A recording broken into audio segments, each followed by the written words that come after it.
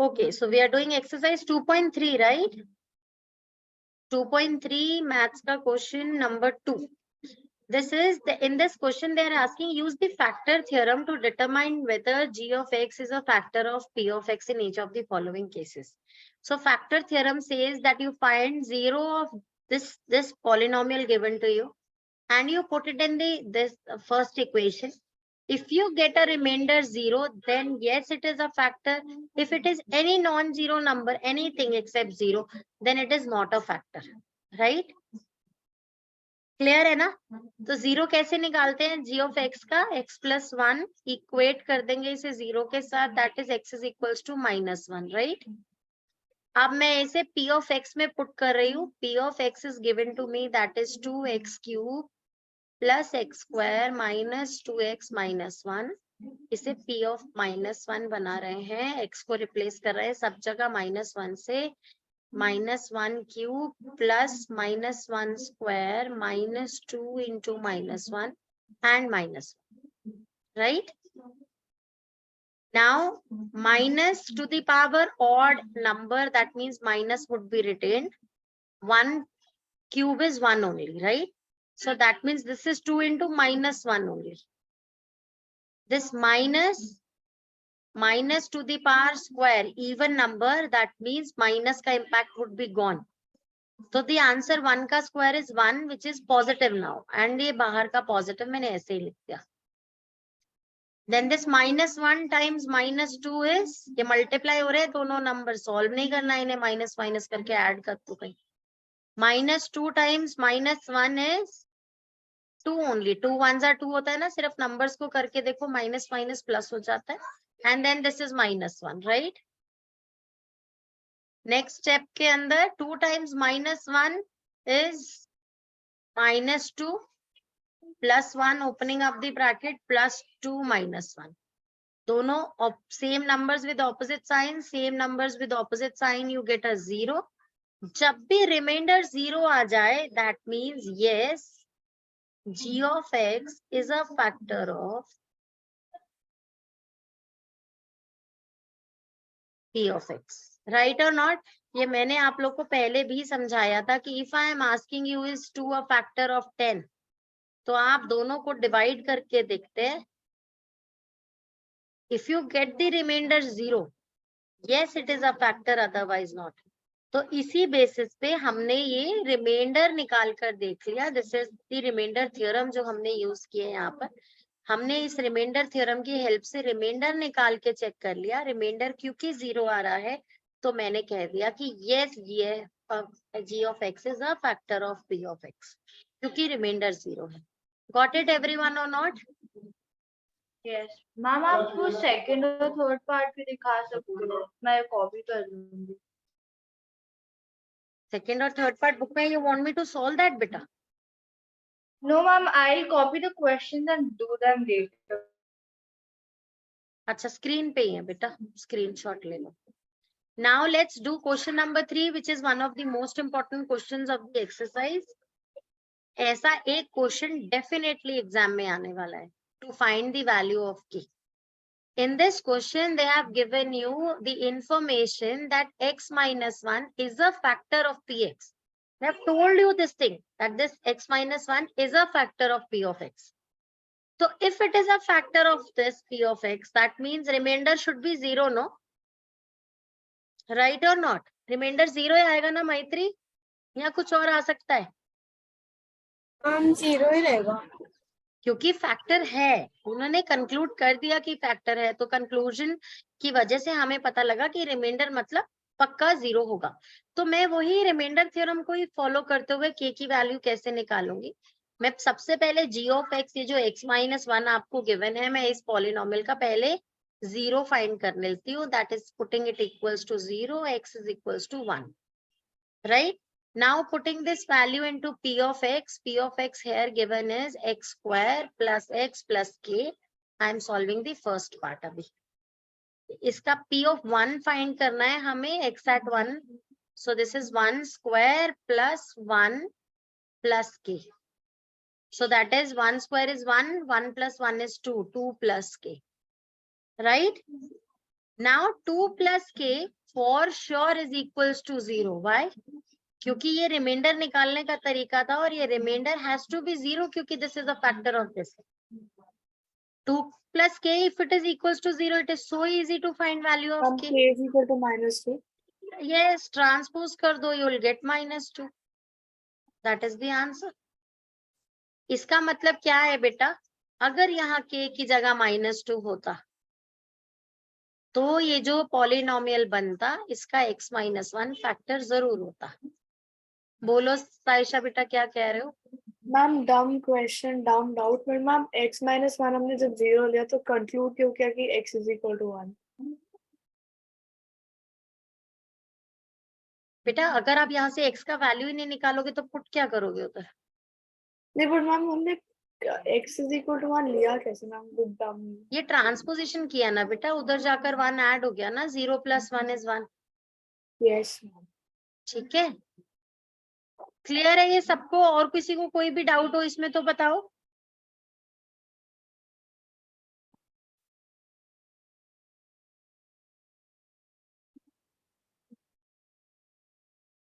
चलें बच्चे आगे चलें.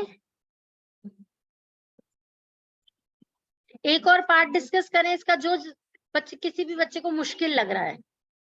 मैम वो सेकंड वाला. हाँ, रूट देख के डर लग रहा है. ये वाला रूट ज्यादा डरावना नहीं लग रहा है, x के साथ है. हाँ, मैम सबको बिकॉज रूट देखते ही डर लग जाता है. क्वेश्चन में कुछ भी ना हो बोले. रूट इनटू बोलो बोलो बोलो. हम वो थर्ड क्वेश्चन में रूट इनटू x है तो लाइक उसको इनटू 1 करना है, माइनस नहीं 1 करना है. So it will be the same thing. अच्छा, इसीलिए इससे कम डर लगा. यस. चलो सेकंड करते हैं पहले से. देखो x, हमें x - 1 तो सब जगह कॉमन है ऑल 4 पार्ट्स के लिए. इसका मतलब ये तो मालूम है कि x का वैल्यू इज 1. अब हमें बस यहाँ पर दूसरे पार्ट के लिए इसे सॉल्व करना है. p of x यहाँ पर क्या है, that is 2x² + kx + √2, right. अब यहाँ पर मैं इसे p of 1 कर देती हूँ, that is 2, 1² is 1 only, plus k into 1 is also 1 plus √2. Now that is 2 plus k plus √2. This has to be equals to 0 क्योंकि फैक्टर है, राइट. तो 2 plus √2 plus k is 0 में k की value क्या आ जाएगी? आप इस पूरे को उधर ट्रांसपोज कर दो. 2 plus √2 which is a non-zero number है ना, नेगेटिव नंबर है ये. This is the answer. बस इसको यहीं पे ही छोड़ दो बेटा. k का वैल्यू इज, और सिंप्लीफाई नहीं करना है आपको इसको, -2 plus √2 पे आंसर को छोड़ दो. मैम बट देन यहाँ पे कंक्लूडिंग स्टेटमेंट फिर तो गलत हो रहा है ना मैम, बिकॉज बताया है कि इज अ फैक्टर, हम इससे करेंगे तो 0 ही आएगा. एक मिनट साइशा बेटा, अगर उन्होंने फैक्टर है बोला है तो रिमाइंडर 0 होना चाहिए ना. k का वैल्यू तो कुछ भी हो सकता है. अच्छा, अगर मुझे ये देखो साइशा बेटा, अगर मैं k की जगह ये सब लिख दूं तो क्या सब कुछ कैंसिल होकर 0 हो जाएगा? देखो मैं पूरी वैल्यू को दोबारा लिख रही हूँ. 2 प्लस k की जगह खाली छोड़ रही हूँ और प्लस √2, राइट. और अब k की जो आपकी वैल्यू आई है इस वैल्यू को यहाँ पुट कर रही हूँ, -2 plus √2. अब देखो ये क्या हुआ, 2 प्लस माइनस माइनस हो जाएगा, -2 ब्रैकेट ओपन करूंगी, दोनों को नेगेटिव मिल जाएगा ना, -√2 plus √2. -√2 plus √2 कैंसिल, 2 - 2 कैंसिल, 0 हो गया ना बेटा. Yes ma'am. इसका मतलब k का वैल्यू यही है, करेक्ट है ये k का वैल्यू. ठीक है. Yes ma'am. Excuse me ma'am, आपको ये सब करना नहीं है, ये मैं साइशा का डाउट क्लियर करने के लिए कर रही थी बस. k का वैल्यू ही फाइंड करना है इस क्वेश्चन के अंदर, and we have found that. ये याद रखना है कि पूरा जो पॉलिनोमियल है उसका वैल्यू जो है वो 0 पुट करेंगे आप, क्योंकि आपको पता है कि ये वैल्यू डालने पे you get a remainder 0. Why? Because this is a factor of the given polynomial of x. ठीक है. हाँ जी बेटा, क्या पूछ रहे हो, बोलो। मैम वो थर्ड पार्ट में माइनस √2 + 1 आएगा ना सब कुछ करने के बाद? किस वाले में बेटा? मैम थर्ड वाले पार्ट में। It is root 2 थर्ड वाले minus पार्ट 1. को बेटा मेरे को डिस्कस तो करना पड़ेगा ना पहले। चलो थर्ड वाला पार्ट डिस्कस करते हैं। सेम हमें पता है x का वैल्यू 1 आ रहा है, मैं डायरेक्टली वही पुट कर रही हूँ, k into 1 square minus √2 times 1 + 1. Now that is k minus √2 + 1. This should be equals to 0 if it is a factor. If x minus 1 is a factor of px, इसका मतलब k, अब मैं इसे transpose कर दूं उधर जाकर तो ये क्या हो जाएगा, √2 positive 1 negative. That is the answer. Okay ma'am तो हमने Got वो it everyone or not? Ma'am वो सेकंड वाले क्वेश्चन में +2 कैसे आया आपको? जो सेकंड वाले क्वेश्चन में सांची आप क्या कर रहे हो बेटू, कभी आप मेरे को सेकंड पार्ट पे ले जाते हो, कभी आप मेरे को थर्ड पार्ट पे ले जाते हो, आप क्या कर रहे हो मैम बेटू? वो रिलेटेड डाउट था इसलिए। अभी मैं दोबारा एक बार पीछे सेकंड पे जाकर डिस्कशन नहीं करूं? Ma'am fine ma'am I understood. Ma'am आप सेकंड पे जाने से पहले मैम मेरा थर्ड वाले का बहुत सॉल्व कर दो। बोलो बच्चे। मैम आज बहुत डम डाउट्स आ रहे हैं, बट मैम हमने k को ले लिया तो मैम √2 minus 1 कैसे आया? बेटू ट्रांसपोज किया ना, उधर लेकर गई मैं 1, उधर लेके गई, वो पॉजिटिव था वो नेगेटिव हो गया इधर आकर, और ये नेगेटिव √2 था उधर पॉजिटिव √2 हो गया, तो मैंने √2 को पहले लिख दिया। पॉजिटिव चीज थोड़ा आगे प्रेजेंटेबल लगता है ना, तो पॉजिटिव √2 - 1। आप चाहो तो -1 + √2 लिख दो, तब भी वो बात सेम ही है। Yes ma'am. ठीक है, और कोई डाउट? साची लेके चलूं क्वेश्चन नंबर 2 पे फिर से? मैम नहीं। ओके, लास्ट पार्ट अब आप लोग खुद कर लेंगे। चलो next is question number 4, middle term splitting. किसने मेरे साथ मिडिल टर्म स्प्लिटिंग पहले नहीं किया हुआ है? मम्मी। अच्छा, तनिष ने और साइशा ने। चलो फिर मिडिल टर्म स्प्लिटिंग करते हैं, एक बार दोबारा से मिडिल टर्म स्प्लिटिंग सीखते हैं, सबका रिवाइज हो जाएगा और आंसर भी कवर हो जाएगा।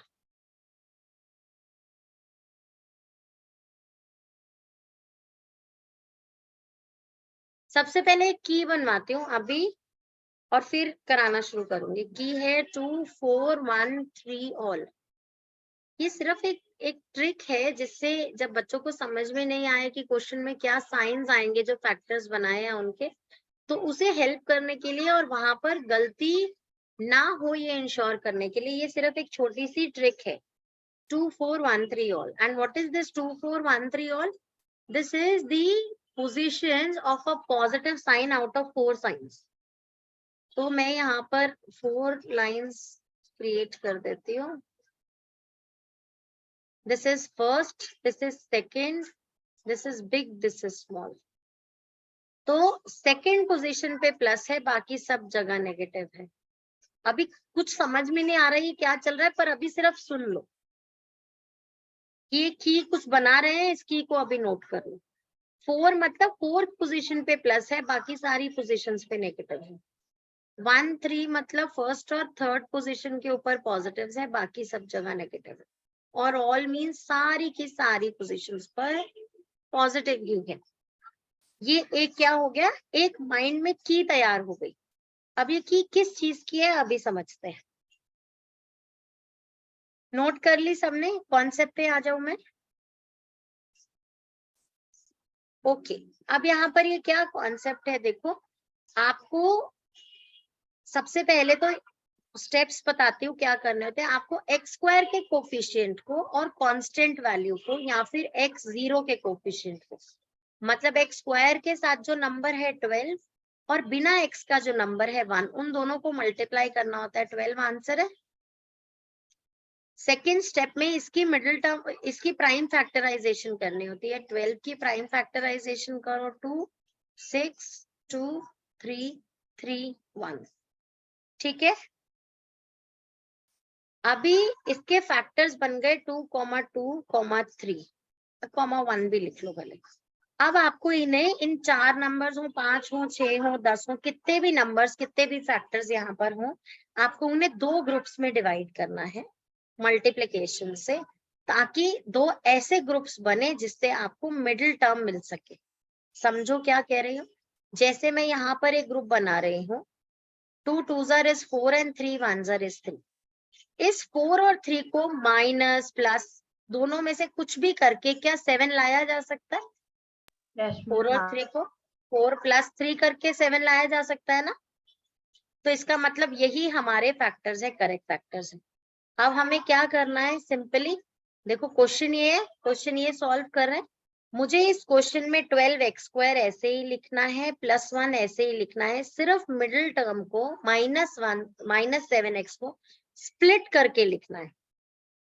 और इसके क्या 2 स्प्लिट्स बनेंगे? एक 4x बनेगा और एक 3x बनेगा। कहाँ से निकले ये? 4 और 3 से। लेकिन अब इनके साइंस में अक्सर बच्चे मिस्टेक करते हैं, इसीलिए ये की डिजाइन किया है, ठीक है? और ये की आपको यूट्यूब पे भी कहीं नहीं मिलेगा, किधर भी नहीं मिलेगा ये की आपको। ये 4 और 3 में क्या साइंस पुट करने हैं, अब हमें वो देखना है। तो आप देखो, आपकी इक्वेशन को आइडेंटिफाई करो कि आपकी इक्वेशन पे कौन सी की लगेगी। वो कैसे करेंगे? आपकी इक्वेशन में first sign is negative, second sign is positive, है ना? तो ऐसी कौन सी की है जिसमें फर्स्ट नेगेटिव हो और सेकंड पॉजिटिव हो? ये वाला, ये की है।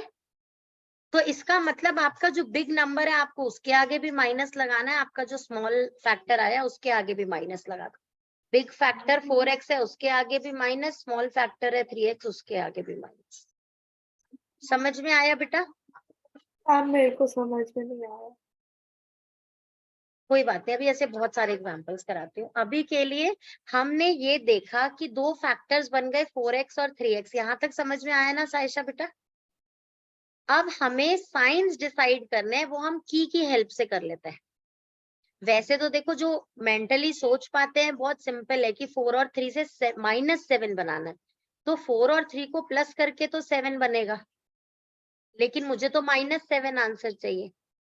अगर मैं एक पॉजिटिव एक नेगेटिव कर दूं तो कभी भी -7 नहीं बनेगा, क्योंकि प्लस माइनस तो माइनस होता है, आंसर तो 1 हो जाएगा, 7 तो नहीं बन पाएगा। तो ये भी गलत है, ये भी गलत है। अगर मैं 4 को पॉजिटिव कर दूं, माइनस नेगेटिव इसको कर दूं, तब भी प्लस माइनस माइनस हो जाएगा, तब भी 1 आएगा आंसर, +1। ये भी गलत है। तो दोनों नेगेटिव होंगे, तब एडअप होके 7 होगा और साइन भी नेगेटिव का आएगा। तो इतने सब मेंटल एफर्ट से बचने के लिए ये की बनाया हुआ है, और मोस्टली स्टूडेंट्स इस एफर्ट को लगाते हुए गलती करते हैं। इसीलिए ये की बनाया हुआ है कि बिना गलती किए आप साइंस डिसाइड कर सको। और वो साइंस कैसे डिसाइड होते हैं? आप अपनी इक्वेशन को आइडेंटिफाई करते हो, पहला साइन माइनस है, दूसरा पॉजिटिव है। आपकी भी की में पहला साइन माइनस और दूसरा, ये फर्स्ट और सेकंड इसीलिए लिखा है मैंने। First sign negative, second sign positive, ये बताता है कि बिग नंबर और स्मॉल नंबर दोनों को नेगेटिव कर दो। तो मैंने बिग फैक्टर जो 4x था उसे भी नेगेटिव कर दिया, और 3x जो स्मॉल फैक्टर था उसको भी नेगेटिव कर दिया। अब तो बड़ा सिंपल हो गया, अब तो कॉमन लेना है, सिर्फ फर्स्ट 2 टर्म्स में से लास्ट 2 टर्म से चीजों को कॉमन लेना है। तो 4 और 12 में कॉमन निकल सकता है 4, है ना? और x² और x में से कॉमन निकल सकता है x। अब 12x² और 4x, 12x² में से 4x बाहर आ गया तो 3x अंदर बचेगा, राइट और नॉट? क्योंकि 4 3 12 होता है और x into x x² होता है ना? अब माइनस माइनस का साइन है, माइनस लगाएंगे, और 4x पूरा का पूरा बाहर आ चुका है, तो यहाँ सिर्फ -1 लिखेंगे। क्लियर है ये चीज सबको? कोई डाउट तो नहीं है इसमें? अब मैं क्या करूंगी, अब ये माइनस को जो है वो कॉमन ले लूंगी, और ये क्या हो जाएगा, 3x पॉजिटिव हो जाएगा, और 1 जो पॉजिटिव था वो नेगेटिव हो जाएगा। बाहर माइनस हो तो सब कुछ रिवर्स करना पड़ता है ना अंदर। अब दोबारा से इसके अंदर से कॉमन निकल जाएगा 3x - 1, 3x - 1। इन दोनों में से, दोनों क्लाउड्स में से फिर से नेगेटिव वो कॉमन निकालो, 3x - 1, राइट? अब इसे क्या करेंगे, सॉल्व ही हो गया, 4x माइनस, और ये पूरा का पूरा ही बाहर कॉमन आया हुआ है, तो यहाँ पे 1 ले लेंगे। तो आपके दो फैक्टर्स मिडिल टर्म स्प्लिटिंग से बन गए 3x - 1 इंटू 4x - 1, जो कि इसके मिडिल टर्म स्प्लिटिंग हो गई। गॉट इट एवरीवन और नॉट? समझ में आया कि सिर्फ ये इंश्योर, अगर आप मेंटली सोच पा रहे हो कि -7 4 और 3 से कैसे बनेगा, कि दोनों को नेगेटिव रखकर बना दो, तो की का एफर्ट लगाने की भी जरूरत नहीं है। लेकिन अगर आप सोचने में गलती कर रहे हो तो it is better to use the key, ताकि मार्क्स नहीं जाए। क्लियर है बात सबको? तनिष्क कुछ समझ में आ रहा है? Yes ma'am. चलो अभी मैं एक और क्वेश्चन सॉल्व करती हूँ ऐसा। मैम आप खुद का कोई दे सकते हो? बेटू ए खुद का क्यों लो? मतलब आपने ये सारे क्वेश्चंस कर लिए हैं? मैम वो इजी है सारे।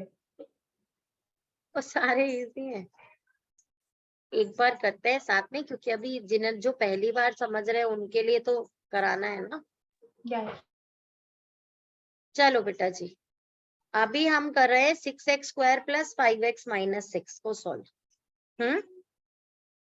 तो 6 × 6, देखो x² का कोफिशिएंट और x0 का कोफिशिएंट या फिर कांस्टेंट वैल्यू, दोनों को मल्टीप्लाई किया 36 आया। या फिर 6 के फैक्टर्स, 6 × 6 के फैक्टर्स बनाने, इसका 3 और 2 बन रहा है, इसका भी 3 और 2 बन रहा है। तो मुझे पता है 2 3s और 2 2s है मेरे पास, इनसे मुझे समहाउ +5 बनाना है। तो कैसे बनेगा इनसे 5? 3 3s are 9 और 2 2s are 4। 9 और 4 को सब्ट्रैक्ट करके 5 आता है ना, इसका मतलब 9x और 4x मेरे दो फैक्टर्स कंफर्म्ड है। अब साइन कैसे लगेगा? देखो की के अंदर क्या है, की में पहला पॉजिटिव दूसरा नेगेटिव है, तो ये कहां पर है? पहला पॉजिटिव दूसरा नेगेटिव 1 3 वाली में। इसका मतलब बिग के साथ, बिग फैक्टर के साथ पॉजिटिव साइन है और स्मॉल के साथ नेगेटिव। तो मतलब बिग के साथ पॉजिटिव, स्मॉल के साथ नेगेटिव। अब तो बस आपको लिखना है और कॉमन लेना है।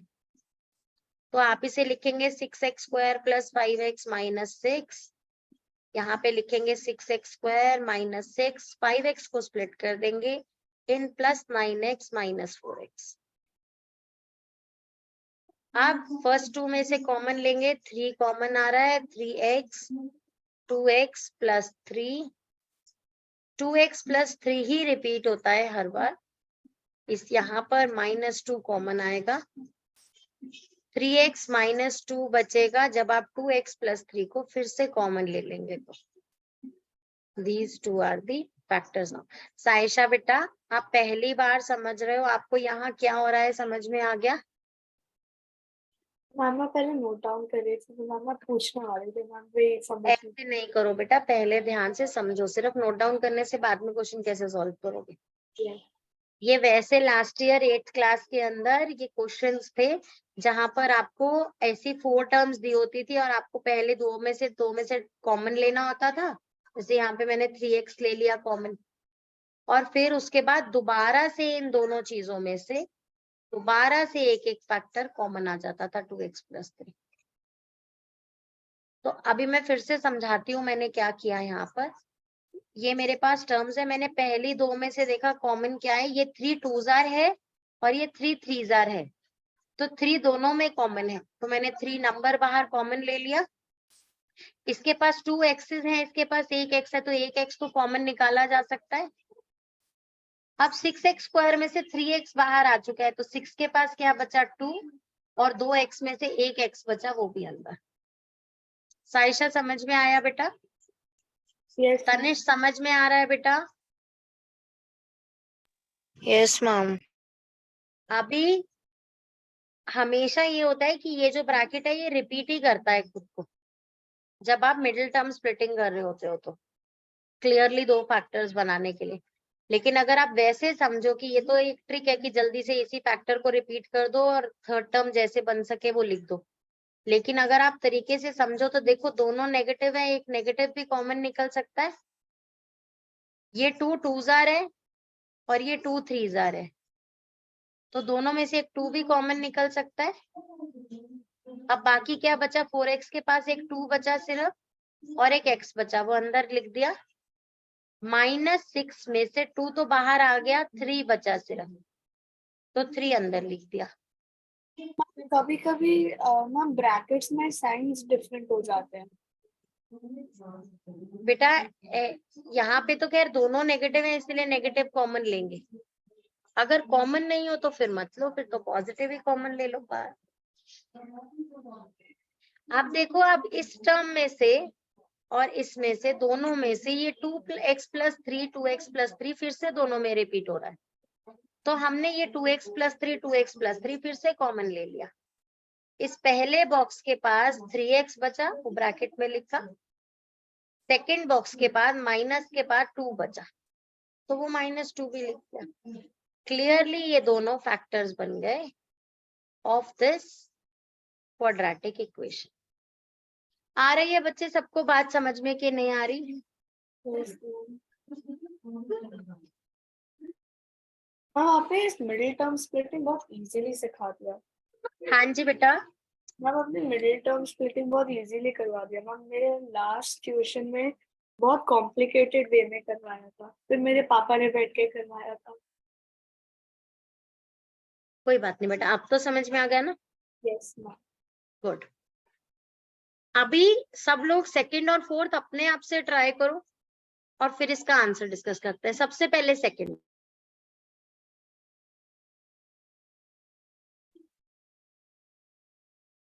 सेकंड क्वेश्चन भी समझो कैसे करना। सबसे पहला स्टेप क्या था साइशा? फर्स्ट और सेकंड इन दोनों नंबर्स को मल्टीप्लाई करना है, राइट? जो भी x² के साथ होगा और बिना x के कांस्टेंट वैल्यू होगी, इन दोनों को मल्टीप्लाई करना है। 2 3 * 6, फैक्टर्स तो वही 2 3 और 1 है। अब लेकिन अगर मैं इन 2 3 और 1 से अगर मैं ग्रुप ऐसे बना दूं कि एक ये ग्रुप है और एक ये ग्रुप है, तो ये तो 3 हो गया और ये 2 हो गया। 2 और 3 से किसी भी तरीके से ना तो इन्हें प्लस करके आप 7 ला सकते हो, ना आप इन्हें माइनस करके 7 ला सकते हो। तो ये फैक्टर्स की चॉइस ही गलत है, ये फैक्टर्स हो ही नहीं सकते। फैक्टर्स क्या हो सकते? ग्रुप ऐसे बनाओ, 2 3 * 6 हुआ और 1। अब 6 और 1 को तो ऐड करके 7 लाया जा सकता है, तो इसका मतलब दो फैक्टर्स हो गए, 6x और 1x। अब अपनी 1 3 ऑल वाली वो याद करो जो की थी। ऑल के अंदर जहां फर्स्ट और सेकंड साइन दोनों पॉजिटिव थे, वहां बिग और स्मॉल दोनों नंबर भी पॉजिटिव थे, तो दोनों पॉजिटिव हुए। अब आपको ये सब जो है ना, ये सब माइंड में करना है या रफ वर्क में करना है, ये टीचर को नहीं चाहिए बिल्कुल भी। टीचर को यहाँ चाहिए काम, this implies 2x² + 6x + 1x + 3। अब इसमें से कॉमन लो चीजों को। 2x कॉमन आ रहा है, ब्रैकेट में x + 3, यहाँ पे भी x + 3, राइट? अब देखो ये x + 3 रिपीट होता है, यहाँ पे देखो ये x + 3 तो है, तो सिर्फ ज्यादा से ज्यादा +1 कॉमन लिख सकते हो, क्योंकि 1x ही 1x होगा और 1 × 3 3 होगा, है ना? Yes ma'am. तो आप क्या करेंगे इसे? दिस इज फॉर 2x + 1 और x + 3, दोनों फैक्टर्स बन गए। क्लियर हुआ? मैम मैंने 4x + 3x लिया था। बेटू 4x और 3x, आप एक बात बताओ, यहाँ से पहले आप 4x और 3x लाए कहाँ से? 4x और 3x इनके 6 के फैक्टर्स ही नहीं है। मैम मैंने सीधा 7 को स्प्लिट किया था। ऐसे कर नहीं सकते बेटा, आपको इसी के प्रोडक्ट को ही फैक्टर करके ये करना है। Yes ma'am. आ गया समझ में? Yes ma'am. अब एक लास्ट पार्ट है, वो भी डिस्कस कर लेते हैं, क्योंकि साइशा और तनिष पहली बार कर रहे हैं हमारे साथ, इसीलिए लास्ट पार्ट भी डिस्कस कर रहे हैं। साइशा बेटा रिकॉर्डिंग में दोबारा देखना ये सब कुछ, और तब स्क्रीनशॉट्स लेकर ग्रुप में शेयर करना, ठीक है? नहीं, हम टिया के लिए ये टेस्ट छोड़ते हैं, है ना? टिया ने रिकॉर्डिंग ठीक से देखी कि नहीं, पता लग जाएगा ना, और कोई टिया को बताएगा नहीं कि there is a test in the recording for her, ठीक है? तो टिया बेटा आपका टेस्ट ये है कि चारों जो हमने क्वेश्चंस किए हैं, इनके जो फाइनल स्क्रीन पे स्क्रीनशॉट्स आए हैं, ये आपको स्क्रीनशॉट लेकर ग्रुप में शेयर करने हैं। जैसे ही आप शेयर करोगे हमें पता लग जाएगा आपने रिकॉर्डिंग ठीक से लास्ट तक देख ली। ठीक है ना मैत्री? ट्रिक, स्मार्ट ट्रिक ना, हम 7th क्लास में तो अक्सर करते हैं। मैम बट ये तो रिकॉर्ड हो रहा है। तो रिकॉर्ड होके ये यूट्यूब पे जाएगा। जब टिया इसको फॉलो करेगी, जब टिया देख रही होगी तो वो सुनेगी कि हम ये बात कर रहे हैं, है ना? तो अगर वो ठीक से वीडियो देखेगी तभी तो उसको पता चलेगा ना स्क्रीनशॉट लेना है। अगर हो सकता है वो फॉरवर्ड करके जल्दी जल्दी निकाल दे, या आधा में वीडियो देख के हमें कहते मैंने देख लिया, तो हमें पता लग जाएगा ना कि उसने नहीं देखा है। मैम आपने आज क्विज नहीं भेजा। बेटू मैं क्विज बना चुकी हूँ रजय, लेकिन टाइम नहीं मिला बिल्कुल भी आज करने का काम। मैम हाँ जी, मैम आप क्विजीज नहीं करते? क्विजेस करते हैं, जब बहुत टाइम होता है ना तभी करते हैं, तो वेकेशंस में करेंगे। मैम क्विजीज में बहुत क्वेश्चंस आ रहे हैं इस बार। हाँ एक्चुअली बेटा ये ना फन प्लेटफॉर्म था, और 9th बड़ी सीरियस क्लास है, तो 9th में क्विजेस की फ्रीक्वेंसी कम कर देते हैं। Yes ma'am. करना पड़ेगा ना, 9th है ना। चलो अभी लास्ट क्वेश्चन भी डिस्कस कर रहे हैं। साइशा एक बात बताओ बेटा, पहले ये समझाओ मुझे कि किसके फैक्टर्स निकालने हैं। मैम प्राइम फैक्टराइजेशन 3 की कर दो सिर्फ, मैम 3 और 4 को मल्टीप्लाई करते हैं। तो 4 3 12 के करना है ना। वैसे तो जब हम ये कहते हैं कि 3 into 4 के फैक्टर्स करने हैं, तो मल्टीप्लाई करने की भी जरूरत नहीं है। इसके फैक्टर्स आर 3 into 1 और इसके फैक्टर्स आर 2 into 1, है ना। तो 1 1 नहीं भी लिखोगे तो चलेगा, यहाँ एक बार 1 लिख लो तब भी चलेगा। ये 1 इसलिए लिखते हैं एक बार तो जरूर, क्योंकि कई बार वो जो पिछले क्वेश्चन में हुआ है 6 और 1 ऐसे फैक्टर्स बनते हैं। अगर आप 1 नहीं लिखोगे तो उधर सोच नहीं पाओगे कि 3 और 2 से 7 कैसे बना दो। 1 होगा वहां तो सोच पाओगे। ठीक है, उस स्कोप को कवर करने के लिए 1 लिख दिया करो। अभी हमें पता है ये फैक्टर्स हैं टोटल, इनसे हमें क्या बनाना है, -1 बनाना है। -x means -1x, right. तो -1 कैसे बनेगा, वैसे ही क्लियरली 4 और 3 को माइनस करके 1 आ ही सकता है ना। तो 2 पेयर बन गए, एक 4x और एक 3x।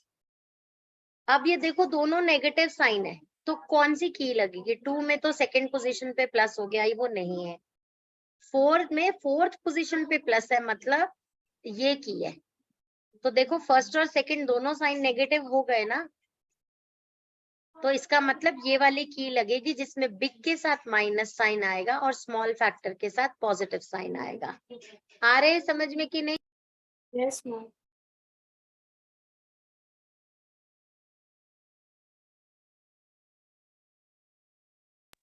अभी इसको कैसे करें आगे, अब बस मिडिल टर्म स्प्लिटिंग करके लिखते हैं उस क्वेश्चन को।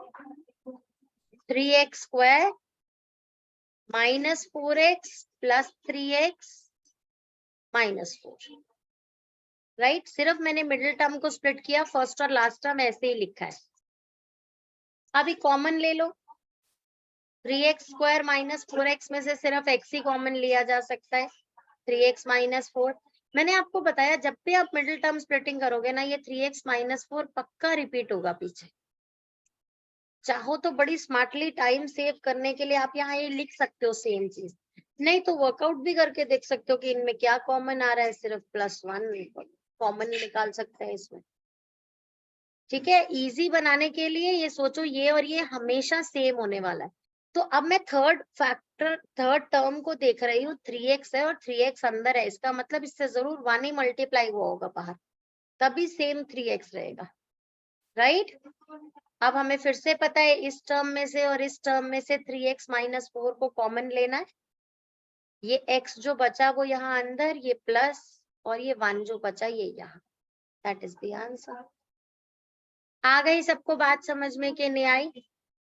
All 4 cases of middle term splitting we have discussed. अभी ऐसे बहुत सारे क्वेश्चंस एग्जाम्पलर्स में भी हैं और मैं अभी शेयर भी करूंगी वो सॉल्व करने। Now this question number 5 is a big 5 marker question, 5 और 4 marker, जो हम नेक्स्ट क्लास में कवर करेंगे।